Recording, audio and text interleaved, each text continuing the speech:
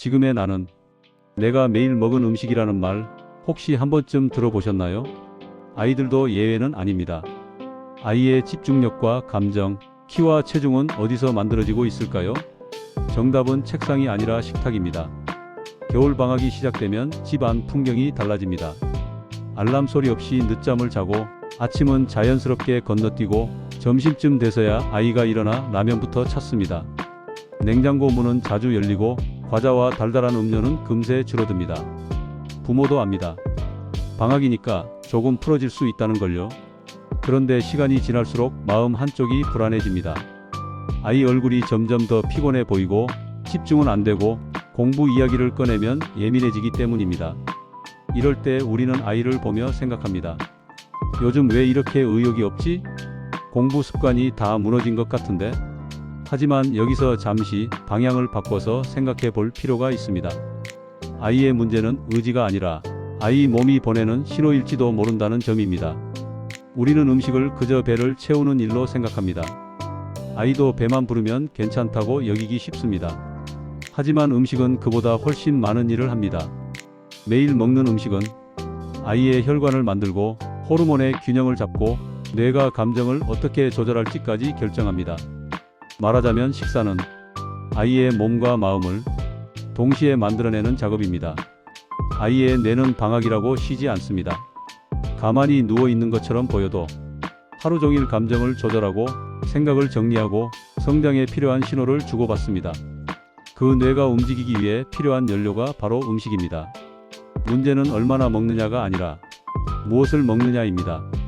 라면, 빵, 달달한 간식처럼 설탕과 가공식품 위주의 식사는 순간적으로는 힘이 나는 것 같지만 곧 뇌를 지치게 만듭니다. 집중력은 흐려지고 기억력은 떨어지고 사소한 일에도 쉽게 짜증이 납니다. 반대로 채소와 생선, 통곡물처럼 오래전부터 먹어오던 식단은 뇌를 차분하게 붙잡아줍니다. 기분의 폭이 크지 않고 집중이 비교적 오래 유지됩니다. 실제로 이런 전통적인 식사를 유지하는 사람들일수록 우울감을 겪을 위험이 낮다는 연구 결과도 꾸준히 나오고 있습니다. 아이에게도 마찬가지입니다. 뇌는 정직해서 들어온 재료만큼만 일을 해냅니다. 단 음식을 먹고 나면 아이 표정이 잠깐 밝아지는 걸 보신 적 있으실 겁니다. 하지만 그 기분은 오래가지 않습니다. 곧 다시 축 처지고 짜증이 늘고 집중이 무너집니다. 이건 성격 문제가 아닙니다. 혈당이 급하게 올랐다가 떨어질 때 뇌가 흔들리기 때문입니다.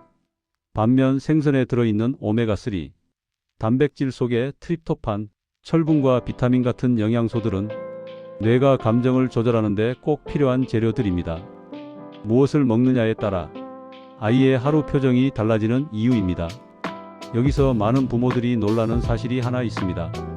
행복 호르몬이라 불리는 세로토닌의 대부분은 뇌가 아니라 장에서 만들어진다는 점입니다.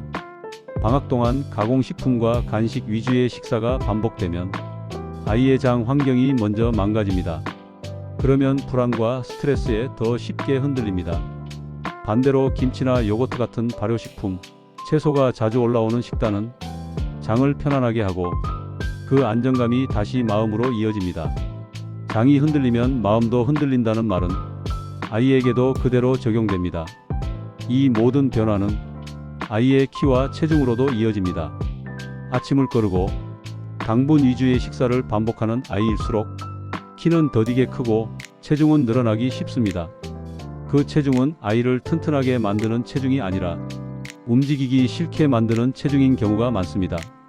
몸이 무거우면 아이는 덜 움직이고 움직임이 줄어들면 성장 호르몬 분비도 함께 줄어듭니다. 공부 습관이 무너지는 시작점이 사실은 이 몸의 피로인 경우가 많습니다. 하지만 여기서 가장 중요한 이야기를 드리고 싶습니다. 지금부터 바꿔도 전혀 늦지 않습니다. 아이의 몸은 생각보다 훨씬 빨리 반응합니다. 겨울방학 식단에서 가장 먼저 생각해야 할 건 많이 먹이는 것이 아니라 리듬을 지켜주는 것입니다. 아이가 집에 오래 있다 보면 아침을 거르고 점심에 몰아서 먹거나 저녁을 먹고도 밤에 또 뭔가를 찾게 되지요. 사실 아이 몸은 여전히 규칙적인 시간을 원합니다. 아침, 점심, 저녁, 그리고 간단한 간식 정도의 흐름만 지켜줘도 아이의 컨디션은 훨씬 안정됩니다. 아침에는 밥이 부담스럽다면 따뜻한 국에 밥을 조금만 말아줘도 충분하고, 빵을 먹더라도 우유나 달걀처럼 단백질이 함께 있으면 좋습니다. 중요한 건 겨울이라 입맛이 없을 수 있다는 걸 인정하면서도 완전히 거르지는 않도록 도와주는 것이지요. 아침에 단백질이 들어오기 시작하면 잠이 먼저 바뀌고 아침 얼굴이 달라지고 그 다음 집중력이 돌아옵니다. 밥과 달걀, 밥과 생선, 밥과 두부, 고구마에 달걀, 바나나에 요거트, 점심엔 고기나 생선 하나, 채소 하나, 간식은 고구마, 과일, 견과류. 이 정도만으로도 아이의 몸은 다시 자랄 준비를 합니다. 겨울방학이 되면 아이들이 유독 찾는 음식들이 있습니다. 라면, 냉동식품, 달콤한 간식들입니다. 어른 입장에서는 걱정이 앞서지요. 그렇다고 무조건 안 된다고 막으면 아이는 더 집착하게 됩니다. 이럴 때는 방향을 조금 바꿔보는 게 좋습니다. 라면을 먹고 싶어 한다면 채소를 조금 넣어주고 달걀 하나만 풀어도 훨씬 나아집니다. 냉동식품을 먹더라도 한 끼를 전부 그것으로 채우기보다는 국이나 나물 같은 집밥 반찬을 곁들이는 것이지요. 아이 식단은 완벽할 필요가 없습니다. 다만 어른이 옆에서 균형을 잡아주는 역할을 해주면 됩니다. 겨울에는 특히 면역력이 중요하다는 말을 많이 합니다. 아이들 역시 마찬가지입니다. 감기나 독감이 유행하는 계절이니 자연스럽게 몸을 따뜻하게 해주고 기운을 보태주는 음식이 도움이 됩니다. 꼭 보약 같은 걸 먹일 필요는 없습니다. 제철 채소로 끓인 국, 콩이나 두부처럼 소화 잘 되는 단백질, 김이나 미역 같은 해조류만으로도 충분합니다. 또 하나 중요한 건 물입니다. 겨울에는 아이들이 물 마시는 걸 자주 잊어버립니다. 목이 마르지 않다고 안 마시다 보면 변비가 생기거나 피로해지기 쉽지요. 따뜻한 보리차나 미지근한 물을 수시로 권해주는 것만으로도 큰 도움이 됩니다. 많은 부모들이 묻습니다. 그래도 아이가 안 먹으려고 하면 어떡하죠? 그럴 때는 설득보다 환경이 먼저입니다.